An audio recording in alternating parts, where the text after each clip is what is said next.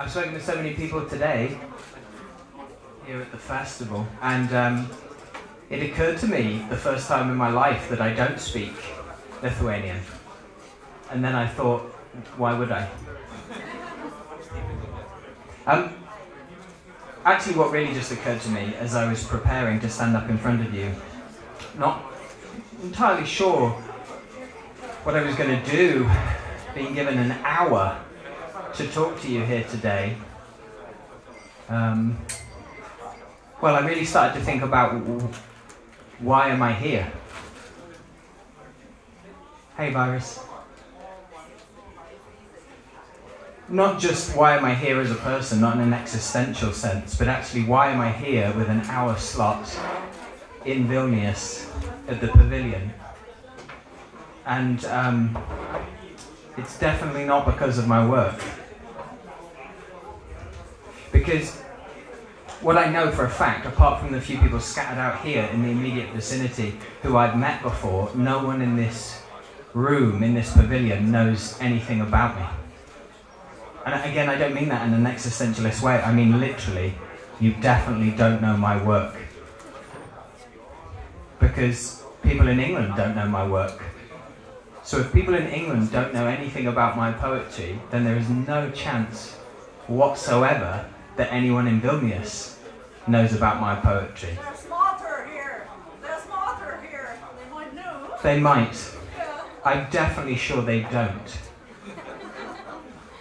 And this has happened to me before when I've gone and been invited to perform in different places around the world. I wonder why I'm there. Something happens that people treat you with a kind of respect because they assume the person next to them knows about your work, but they don't either.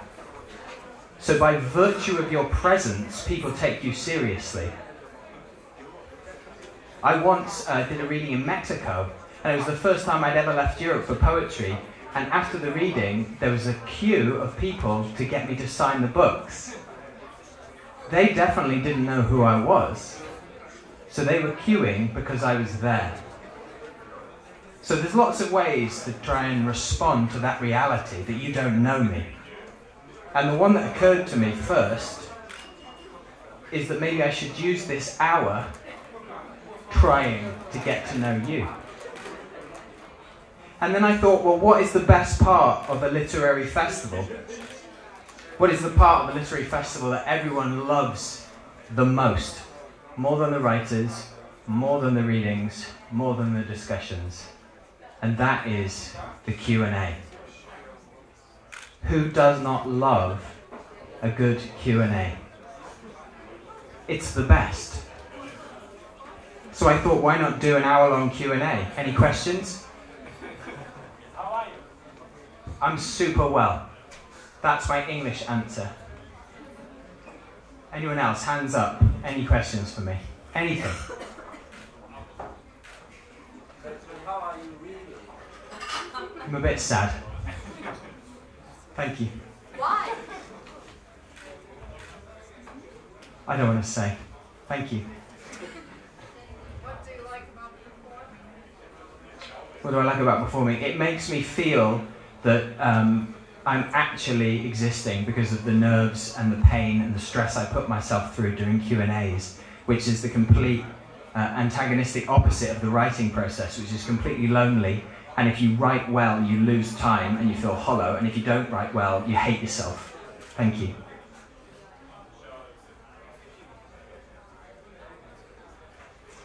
Oh, thank you, sir. Do you always have to say thank you after a question?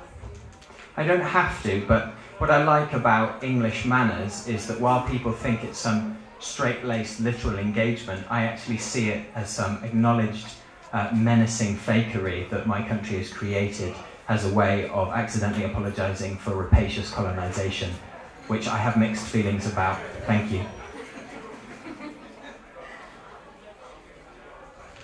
Anyone new coming in, I'm just doing a Q&A. Thank you.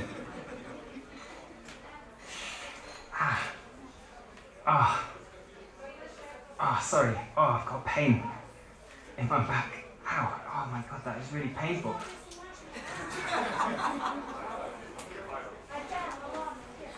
Hello, everybody. Mole. Hey, hey, it's a Q&A. Everybody loves a Q&A. Hey, hey, hey. All right, Mom. Your Q&A is not going very good. It never does. I'll help you, I'm your friend. Thank you so much. I'm going to ask you a series of important questions about your literary practice. Okay. I am a literary critic mole. Okay? Your work is not very commercially successful, is it?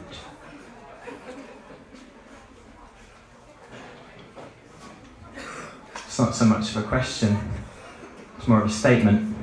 Okay, you're right, I apologize.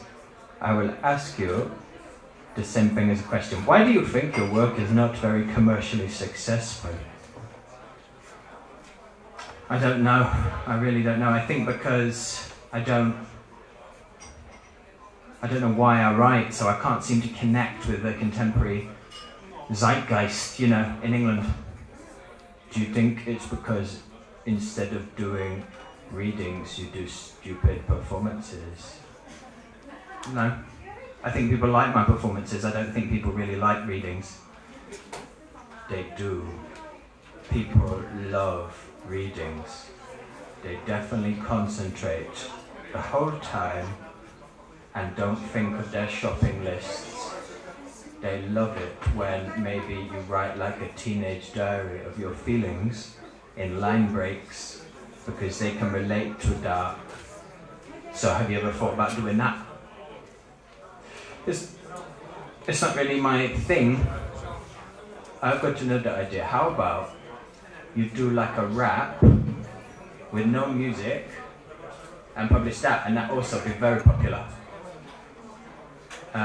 Again, I have like a good internal rhythm, but I don't think that would be my thing. I don't think I could pull it off. Okay, no problem. Okay, so I have another question for you. Okay.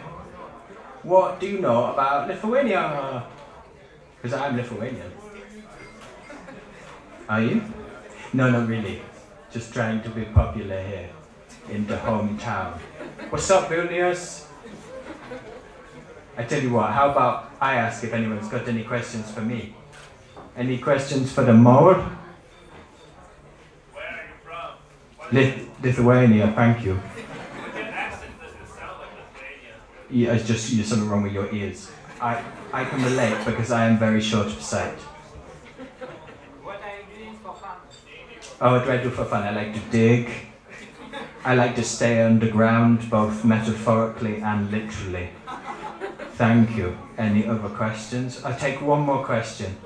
What do you think of Brexit? What do I think of... What is Brexit? I never heard of this before. Okay, so Steve, maybe it's time you do a reading, because people love them. Okay, Mo, I'll do that now. Do you want to read? No, as I said, I'm actually very short of sight and I don't have my glasses, so... Okay, thank you everybody. See you in a minute. Thanks, Mo. So I'm going to start by reading two new poems that I've written, especially for today's session with you all. So the first is called The Forest of Anniksgiai.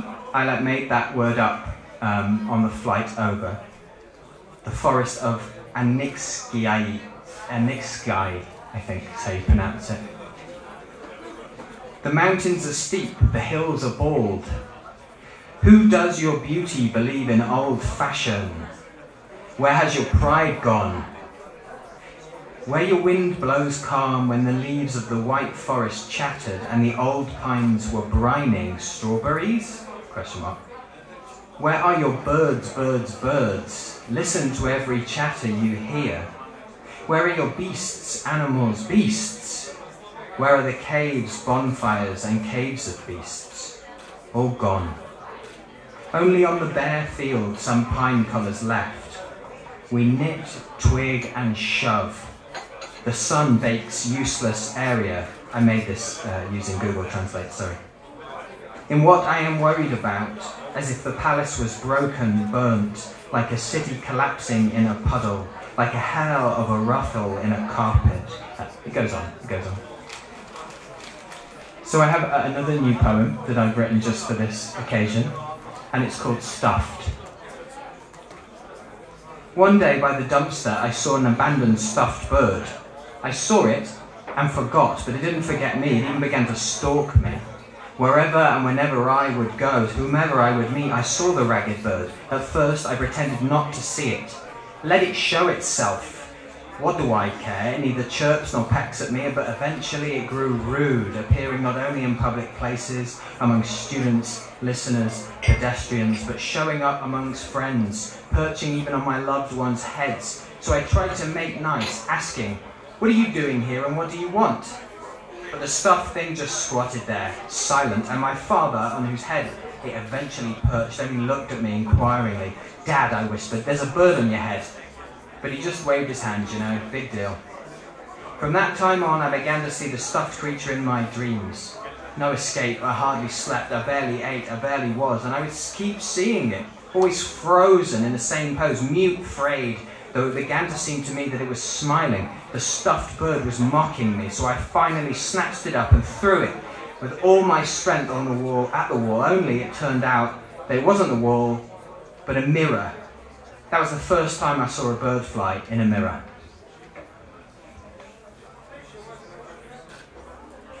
I'm now going to read a few poems from a book I published, and the poems are about films, so everyone likes films. It's a good way to make people like poems. Has anyone seen the film Angel Heart with Mickey Rourke and Robert De Niro? No, good. Oh, one person. Angel Heart. Why the fan slows down is why the egg gets eaten. Why the mirror is why I explain the straight razor into a bloody phone. It's all over my fingers, I put them in my mouth. Because the devil is an open expression which shows you how you felt. Finally. The deal is guard down for the highest stakes. This is the credits where I'd sacrifice that goat because it is you. It's where I've started to see sex in goats. The devil is stations of a pilgrimage you didn't go on. The devil is a red night goat licking my lips. The devil puts its tongue in my mouth. The devil controls me from below and from afar. The devil designates, designs and directs. The devil transformed me from knight to goat. The devil lets me know when it's time to finish. Lucifer is a forgotten human community. To sell oneself, Satan says, between eggs and salt, is to value self over old concepts like soul. Things heat up from Coney Island to Louisiana. This is the hell you are not going to, but living in. Because you built it, brick by brick, your own self. Cut to a daughter seducing a father, and the underworld is all right with that. The hot new world as news. Bobby De Niro is being paid to smile. You are his fashion. The deal makes us resemble the sex we do not possess while corrupting the one we have. For the devil will have his due, and you cannot sneak up upon a mirror. Who is the person who said they had seen Angel Heart?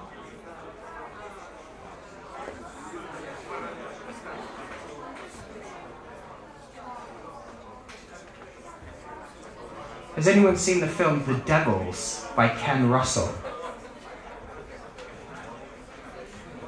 Good. The Devils. I'm not sorry there are bones working in the skin of actors. If all were loose skin, then the film would fail. The bones momentarily prevent sex on set. Nuns was once a business. A black, rough, hairy jelly shape lightly dancing. Ollie Reed swinging a costume towards his penis. Hell will hold some surprises, but not many. Covered in panic jelly, celebrate God, disarm his soldiers. Panic charming, coming. Vestments of light are kindling to a jelly that burns away at film. A best cut remains. Is that not his work in evidence? Our holy white city sets the living sun low dun. We are a modern white lamb devilled by disease, drinking of its own white, hairy, furry, woolen jelly. We are where the dream is so strong as to leave a patch upon the bed, where the word professional sits next to witch hunter, which is attractive, like inquisitiveness in general. Our future city is a black shed where Ollie Reed nearly actually burned at the stake and didn't mind. We'll hold exorcisms and forced administration of enemas. We'll drink the water which flows forth for fun. This is an anti-electrical love before computers that need no God. It stinks. It claps hands together and slowly rubs the skin of Christ. So no one had seen the devils, so that's all meaningless. But did anyone enjoy the poem? Oh, if you enjoyed the poem, please put your hand up. That man at the back. Thank you.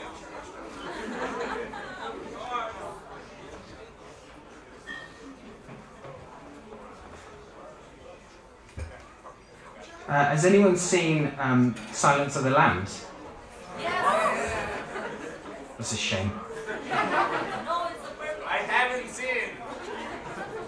My friend. It has an epigraph by John Cassavetes. The life of an artist is a substitute life. It does not ruin rudeness to ask permission.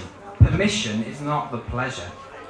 Sweetbreads are neither sweet nor breads, but followed by beans and wine, I'd eat that.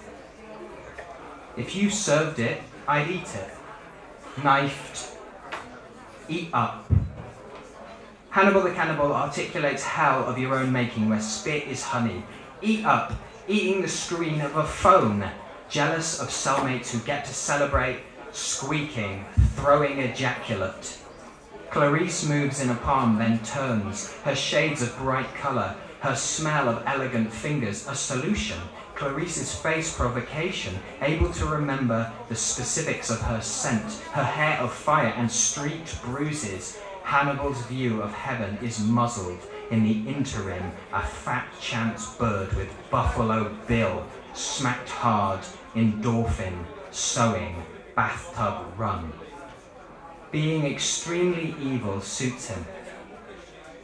Serial killers rent space in your mind every day you've known them in a row. It's a reward to be left in, to not be evil, but use evil to find more evil. Maybe evil that is evil's opposite. A film about skinning and eating and new love. So nearly everyone had seen Silence of the Lambs.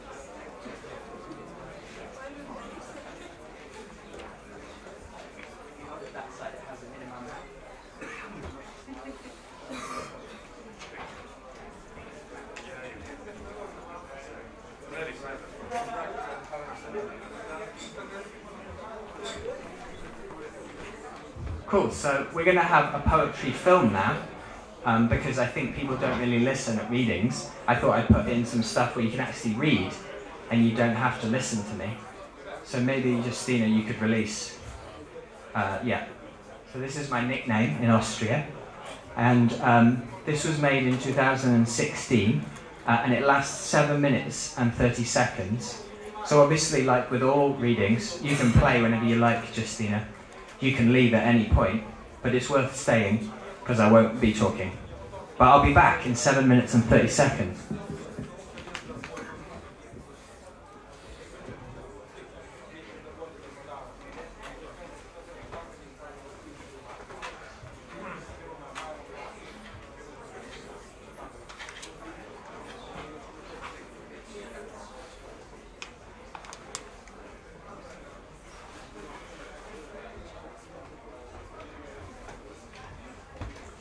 Is it rude of me if I have some of that food at the buffet? Is it like for poets, or do you have to pay? I'm just going to go and I'll just see what there is. I'll let you guys.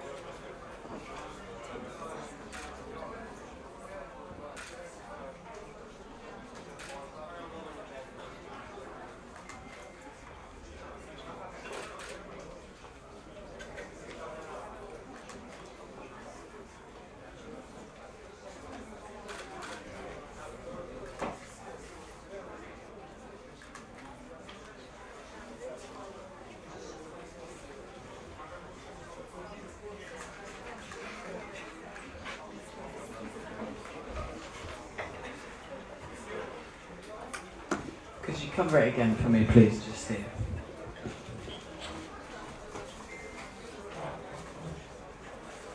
So now I would like to invite to read with me a collaboration, Aushra Kazilionaita.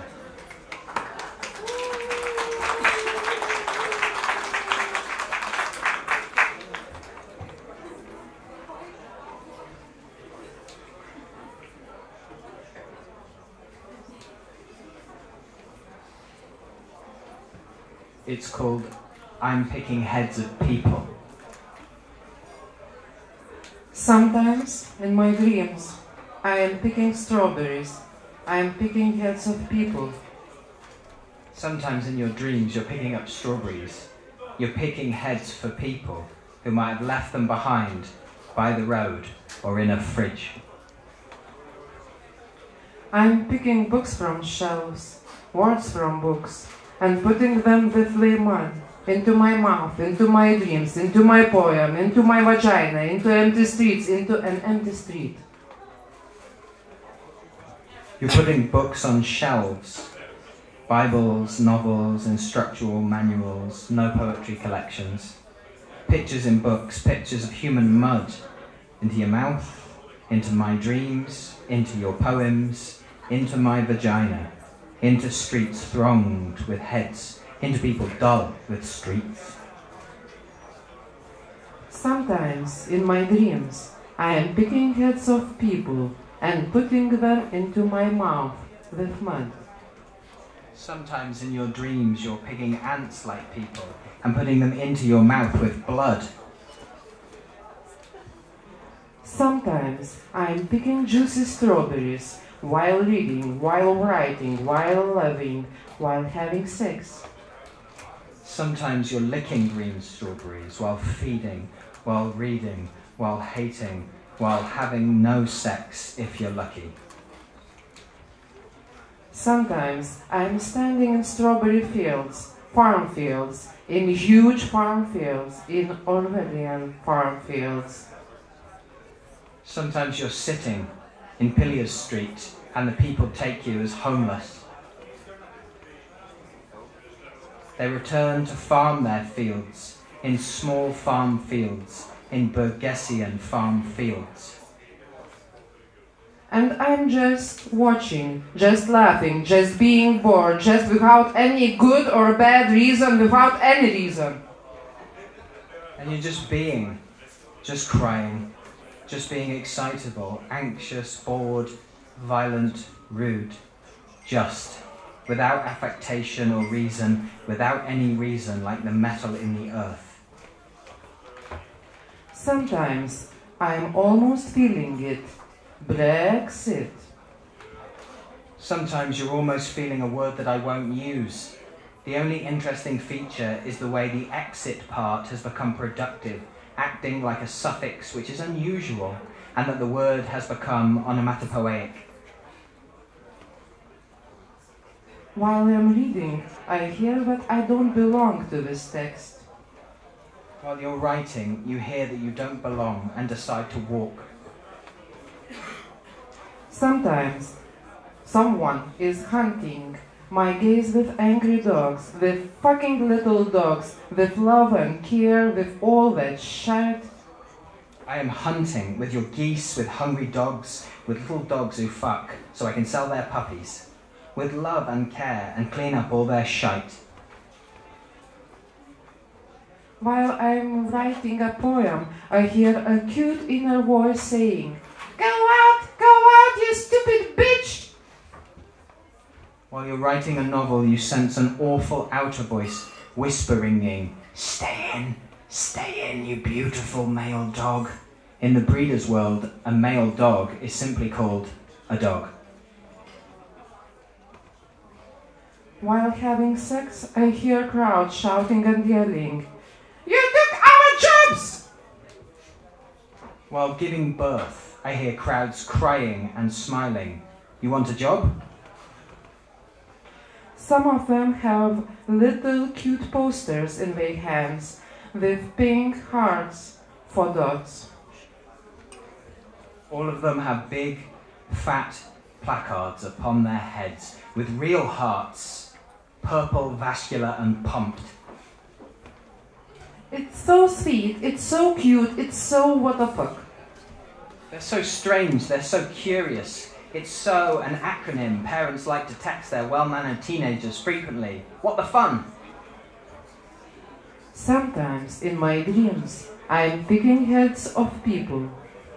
Sometimes in your dreams, you're picking my head from people. Thank you, Asha.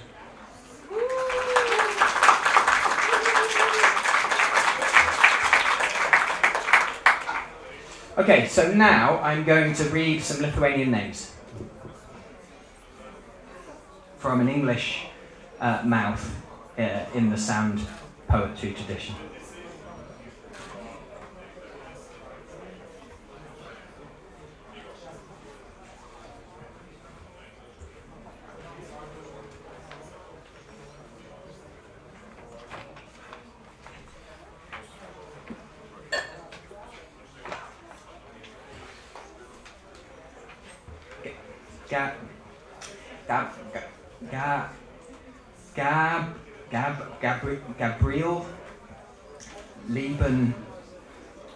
Gabriel Lieben Auskite.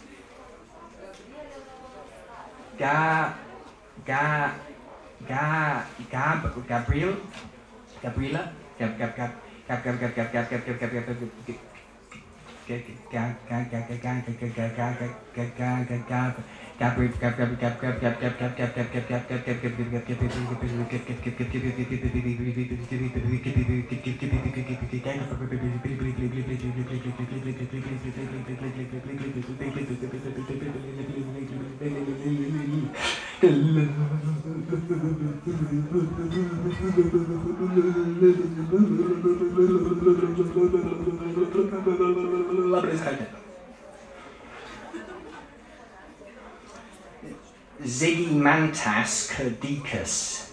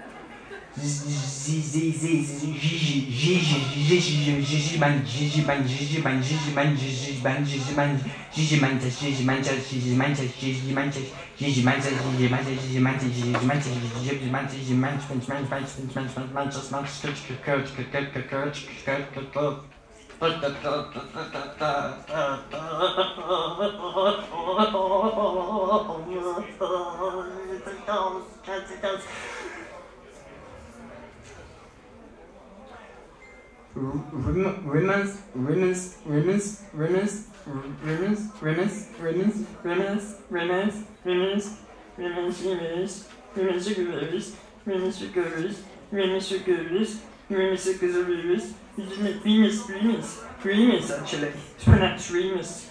Remus.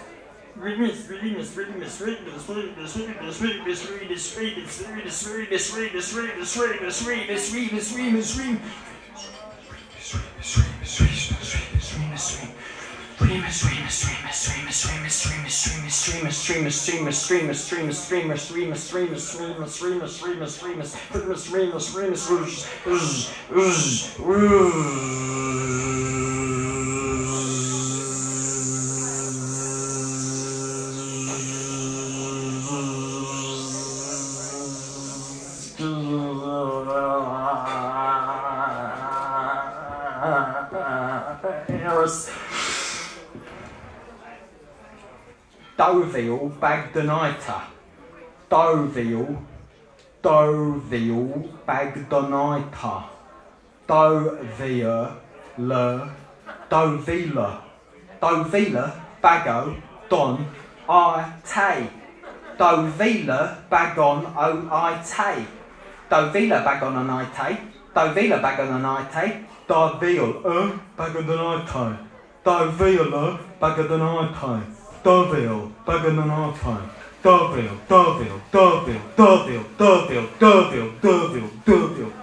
Döviu Bagadanaita. Döviu Bagadanaita. Döviu Bagadanaita. Döviu Bagadanaita. Döviu Bagadanaita. Döviu Bagadanaita. Döviu Bagadanaita. Döviu Bagadanaita. Döviu Bagadanaita. Döviu Bagadanaita. Döviu Bagadanaita. Döviu Bagadanaita. Döviu Bagadanaita. Aus ra cas il e n a t. Aus, aus, aus, aus, aus, aus, aus, aus, aus, aus, aus, aus, aus, aus,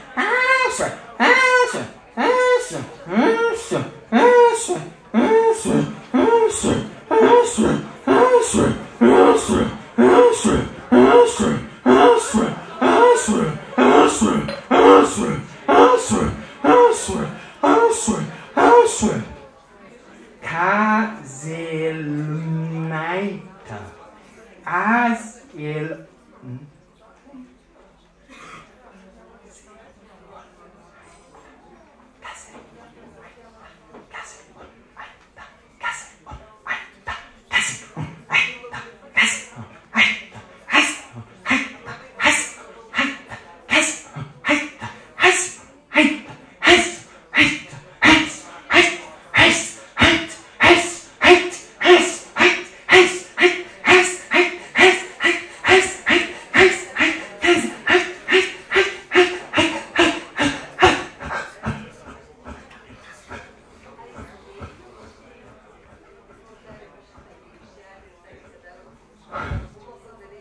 Thank you very much for listening. Good night.